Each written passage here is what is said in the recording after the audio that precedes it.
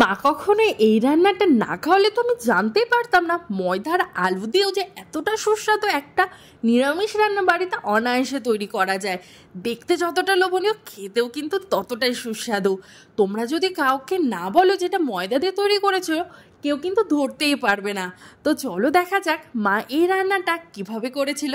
So hey my beautiful family, so welcome to my YouTube channel and Facebook page Roy's cooking lookbook. যারা এখনও subscribe and follow করোনি অবশ্যই করে দিও। তো চলো দেখা যাক। প্রথমে মা এখানে নিয়েছে 300 গ্রামের মতো ময়দা, তার মধ্যে সামান্য পরিমাণে লবণ দিয়ে ভালো মতো মিশিয়ে নিয়ে কিছুটা পরিমাণে ঠান্ডা জল মানে নর্মাল রুম টেম্পারেচারের জল দিয়ে ভালো মতো একটা সফট ডো তৈরি করে নিতে হবে, যেমনটা ঠিক আমরা লুচির জন্য করে থাকি। তো দেখো একটা সফট ডো তৈরি করা হয়ে গেছে। এর ওপরে সামান্য একটু তেল দিয়ে আবারও ভালো মতো মাখিয়ে নিয়ে রেস্টে রেখে দিতে হবে মিনিমাম 2 ঘন্টার জন্য।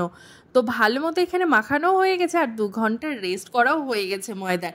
এরপরে হবে মেইন কাজ। এবার এই ময়দার ডোটাকে ভালো মতো ধুয়ে নিতে হবে। কি অবাক হচ্ছ তো? অবাক হওয়ার কিছুই নেই, বাড়িতে এই রেসিপিটা একদম হুবহু ফলো করে দেখতে পারো। আর খেতে কেমন হয়েছিল সেটা অবশ্যই কিন্তু কমেন্ট করে জানিয়ে যেও। তো দেখো এভাবে কিন্তু ভালো মতো ময়দার ডোটাকে ভালো মতো মাখিয়ে এভাবে ধুয়ে নিতে হবে কম করে 8 থেকে 10 বার, যতক্ষণ না পর্যন্ত ময়দার এই সাদা জলটা চলে না যাচ্ছে। দেখো মা এখানে কিন্তু বেশ ভালো মতো একটু ধুচ্ছে। এভাবেই কিন্তু তোমাদেরকেও বাড়িতে করতে হবে। তো দেখো যতক্ষণ পর্যন্ত এরকম সাদা জলটা বেরোচ্ছে ততক্ষণ পর্যন্ত কিন্তু ধুয়ে যেতে হবে। আমাদের মোটামুটি 8 থেকে 10 বার ময়দার এই ডোটাকে ধুতে হয়েছিল। ময়দা থেকে দেখো মোটামুটি একটা সাদা জলের মতো বেরোতে স্টার্ট করে দিয়েছে। এবার একদম পরিষ্কার জলও চলে এসছে। তো এই পর্যায়ে চলে গেলেই কিন্তু বুঝে নিতে হবে যে ময়দার ধোয়া কিন্তু কমপ্লিট হয়ে গেছে। আর ধুতেও দেখো কতটা পরিমাণে কমে এসছে, একদম এতটুকুই হবে। আর জলটাও দেখো কতটা স্বচ্ছ বেরিয়েছে। তারপর এই দেখো এই জিনিসটা এমন হবে, আমি তোমাদেরকে একটু ছিঁড়েও দেখিয়ে দিচ্ছি যে জিনিসটা এক্স্যাক্টলি দেখতে কেমন হবে। হালকা একটু রাবারি টাইপের কিন্তু জিনিসটা হবে, আমি প্রথমেই বলে দিচ্ছি। এরপরেই সেই ময়দার যে ধোয়ার পরে যে ডোটা ছিল সেখান থেকে ছোট ছোট করে এমন বড়ির মতো ছিঁড়ে নিতে হবে।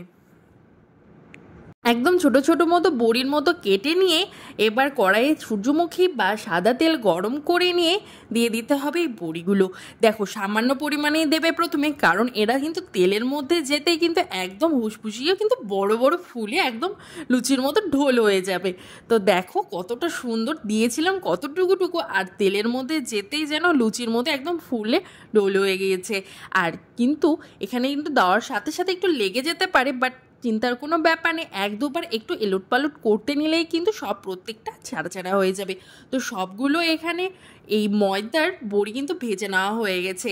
সেই তেলের মধ্যে সামান্য পরিমাণে জিরে ফোড়ন, তেজপাতা ফোড়ন দিয়ে ছোট করে কেটে রাখা আলু, এখানে মা 3টে মিডিয়াম সাইজের আলু নিয়েছে, সেই আলুগুলোকে দিয়ে দিয়েছি। এবার সামান্য পরিমাণে লবণ আর হলুদ দিয়ে ভালো মতো আলুটাকে ভেজে নিতে হবে। তোমরা চাইলে কিন্তু তোমাদের মন পছন্দ মতো কিন্তু এখানে অন্য সবজি বা ক্যাপসিকামও কিন্তু ক্যাপসিকাম, গাজর, ফুলকপি এসব দিয়েও কিন্তু করতে পারো।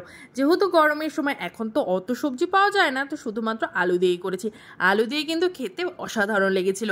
তো তার মধ্যে দেখো আলুগুলো যখন ভাজা হয়ে গেছে তার মধ্যে দিয়ে দিয়েছে মা এখানে আদা জিরে বাটা আর শুকনো লঙ্কার গুঁড়ো আর সামান্য পরিমাণে জল, যাতে মশলাটা লেগে না যায়।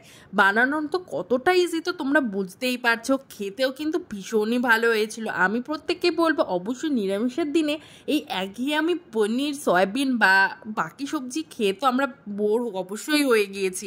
তো অবশ্যই কিন্তু এই রান্নাটা একদিন নিরামিষের দিনে ট্রাই করা যেতেই পারে। তো দেখো মশলা কষানো হতে হতে মা এর মধ্যে কিন্তু গোটা গরম মশলাও দিয়ে দিয়েছে। তোমরা চাইলে কিন্তু গোটা গরম মশলা ফোড়নের সময় দিতে পারো। দিয়ে ভালো মতো কিন্তু কষিয়ে নিতে হবে মশলাটা। মশলা থেকে সুন্দর যখন তেল ছাড়া হয়ে আসবে দিয়ে দিতে হবে জল। গ্রেভির জন্য একটু বেশি পরিমাণে দিতে হবে, খুব খুব বেশি না, কারণ এই ময়দার বড়িগুলো যখনই এই জলের মধ্যে যাবে বা ঝোলের মধ্যে যাবে একদম এরা কিন্তু আরও ফুলে যাবে আর অনেকটা কিন্তু রস টেনে নেবে। তার জন্য মোটামুটি একটু জল দিতে হবে। তো দেখো রসটাও ফুটে এসছে ভালো মতো, তার মধ্যে মা এখানে দিয়ে দিয়েছে এই ময়দার বড়িগুলো, দিয়ে আরও ভালো মতো ফুটতে দিয়ে দিতে হবে কিছুক্ষণের জন্য। কি রান্নাটা দেখে তো লোভ লাগছে নিশ্চয়ই, শুধু লোভ লাগলে হবে না, বাড়িতে কিন্তু অবশ্যই নিরামিষের দিনে ট্রাই করতে হবে। তো দেখো যখন কিন্তু তোমার এই ময়দার বড়িগুলো সম্পূর্ণ রসটা টেনে নেবে তখন কিন্তু একদম ছোট হয়ে যাবে। তোমরা রান্নাটা পুরো রেসিপিটা দেখলে তো অনায়াসে বুঝতেই পেরে যাবে। তো দেখো গ্রেভি কিন্তু অনেকটাই কমে এসেছে, তার মানে ময়দার এই যে বড়িগুলো কিন্তু রস টেনে নিয়েছে আর একদম ছোট ছোট টাইপেও হয়ে এসছে। তো তার মানে আমাদের রান্নাও কিন্তু মোটামুটি কমপ্লিট।